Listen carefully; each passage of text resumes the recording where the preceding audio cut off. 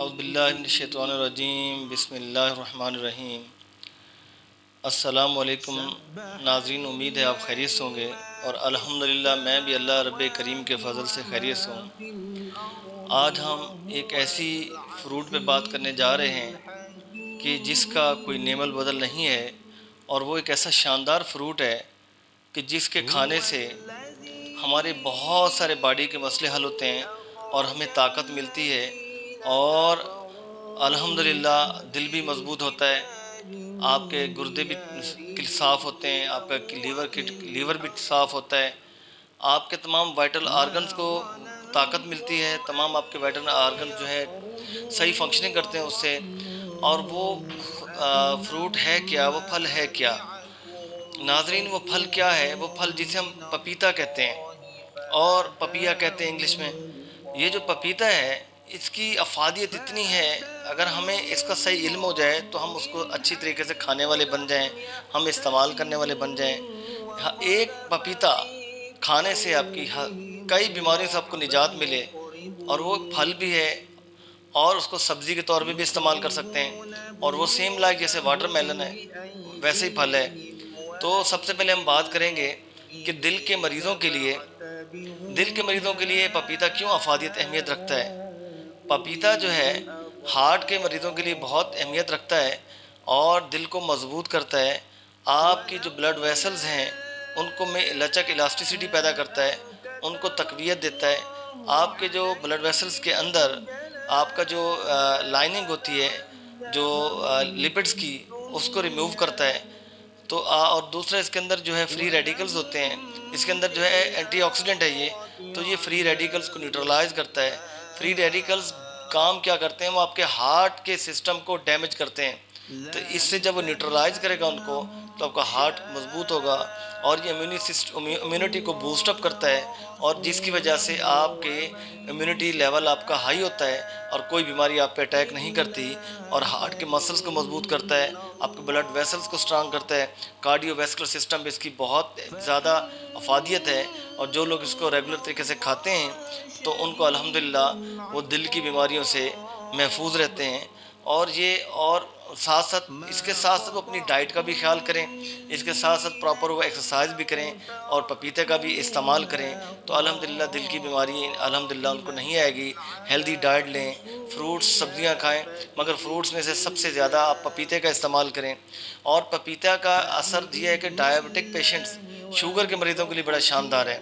अब शुगर के मरीज़ हार्ट पेशेंट भी हो जाते हैं, उनकी डायबिटीज़ भी बढ़ती है, उनकी कॉम्प्लिकेशंस भी बढ़ती हैं, उनके लीवर में भी प्रॉब्लम आता है, उनकी किडनी में भी प्रॉब्लम आता है। तो पपीते को आप इसकी लीव्स को ले लें, उसको बॉयल कर लें, उसका एक्सट्रैक्ट पी लें। आप इसके फ्लावर्स को ले लें, उसका एक्सट्रैक्ट पी लें। लीव कच्चे चबा के खा लें, आप फ्लावर्स कच्चे चबा के खा लें, साथ आप इसका फल खा लें।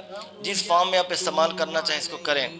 आप एक तो इसका हाइपोग्लाइसेमिक इंडेक्स है, और काफ़ी रिसर्च स्टडीज़ ये बताती हैं, जो लोगों ने रिसर्च की इंटरनेशनल लेवल पे, कि ये शुगर को कम करता है।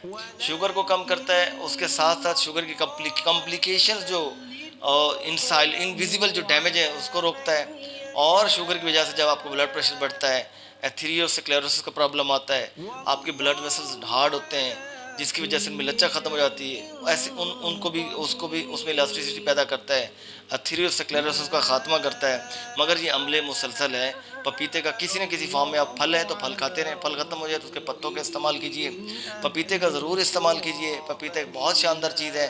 आप इसके साथ साथ हम चलते हैं, आजकल डेंगू फीवर, कुछ अर्सा पहले से हमने धूम सुनी थी कि पपीते के अगर पत्ते बॉयल करके दे दिए जाएं तो वो उसके प्लेटलेट्स काउंट बढ़ जाती है।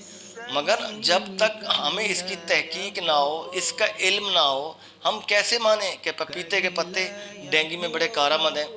बिल्कुल, आपकी साइंस की रिसर्च स्टडीज़ कहती हैं कि पपीते में ग्लाइकोसाइड्स होते हैं, एल्कोलाइड्स होते हैं, टैनन्स हैं, इसके अंदर जो एक्टिव इंग्रेडिएंट्स हैं, और ये क्या करते हैं, ये आपके एंटीऑक्सीडेंट्स हैं, ये आपके ब्लड प्लेटलेट्स काउंट की प्रोडक्शन में इजाफा कर देते हैं, जिसकी वजह से आपका प्लेटलेट्स आप ऊपर आता है और आप डेंगू जैसी बीमारी से फाइट करके अपने प्लेटलेट्स का लेवल को बढ़ा लेते हैं और उससे आप बाहर आ जाते हैं। ये डेंगू के बुखार में बहुत मुफीद है। इसके पत्तों का एक्सट्रैक्ट सुबह दोपहर शाम पीजिए, इसका फल खाइए, इवन कि इसके बीज के पीस के आप वो भी इस्तेमाल कर सकते हैं सबूत बना के।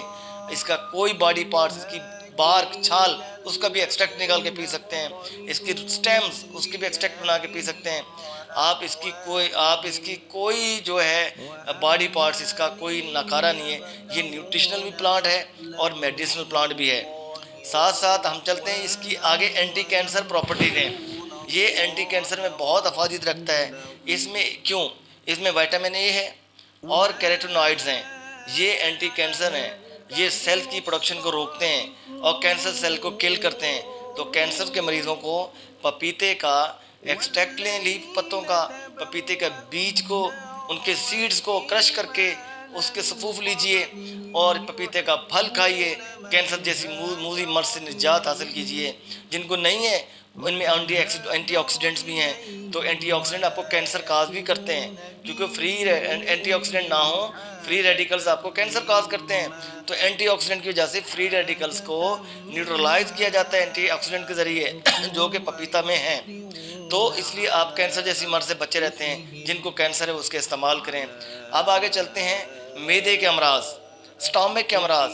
किसी को कॉन्स्टिपेशन हो रही है, किसी को जीआईटी सिस्टम डिस्टर्ब है, इन्फ्लेमेशन है, अल्सर है और आपकी डाइजेशन प्रॉब्लम्स हैं, खुराक से हजम नहीं होती, आपका मेटाबॉलिज्म सही का नहीं है, प्रॉपर नहीं हो रहा बॉडी के अंदर मेटाबॉलिज्म प्रोसेस, तो पपीते का फल इस्तेमाल करें।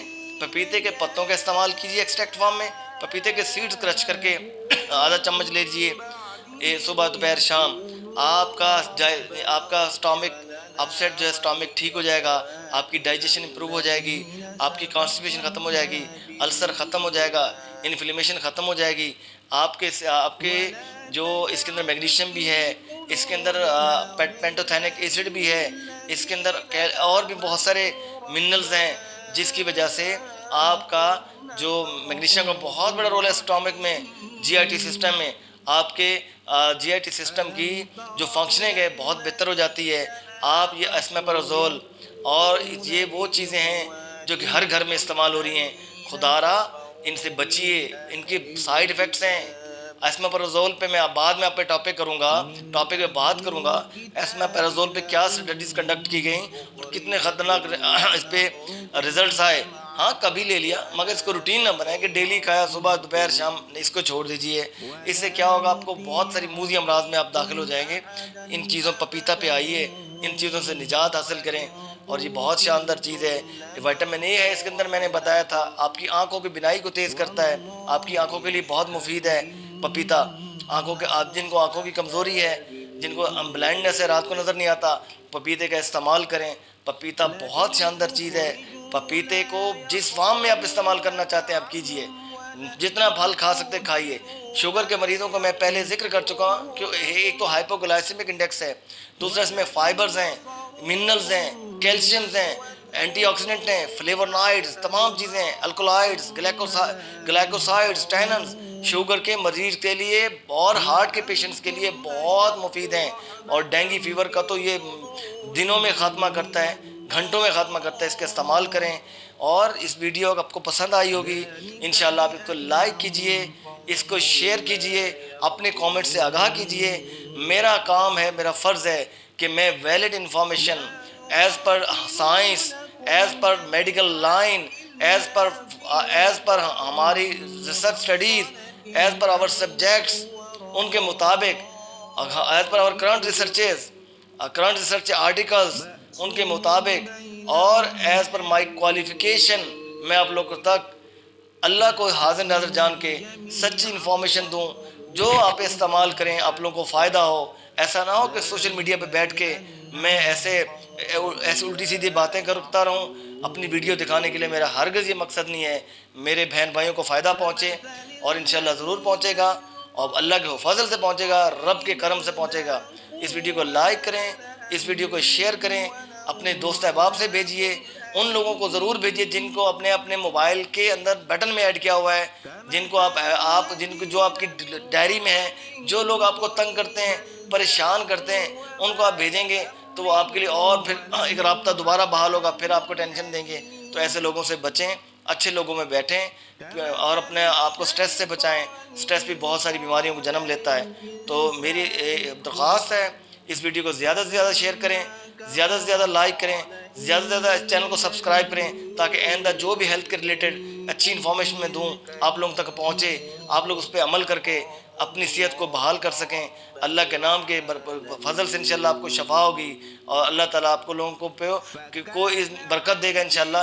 क्योंकि अल्लाह को जान के जो चीज़ बयान की जाए और सच बयान की जाए और कोई इधर उधर की बात ना की जाए और हकायक को सामने रख के की जाए, तो इंशाल्लाह उसको जैसे मैं बता रहा हूँ इस्तेमाल करेंगे, आपको इसके नतायज आएंगे और इस फल से महजूज हों, लुत्फ़अंदोज़ हों। इस फल को जितना खा सकते हैं बच्चों को खिलाएँ, घर में सबको इस्तेमाल करवाएँ।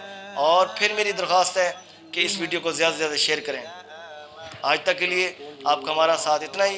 इंशाल्लाह कल नए टॉपिक के साथ, नए सब्जेक्ट के साथ, नई इंतहाई प्यारी चीज़ के साथ, जिसमें सेहत के हवाले से होगी, कल आपकी खिदमत में हाजिर होंगे। आज तक के लिए इतना, इजाज़त दीजिए। अल्लाह हाफ़िज़।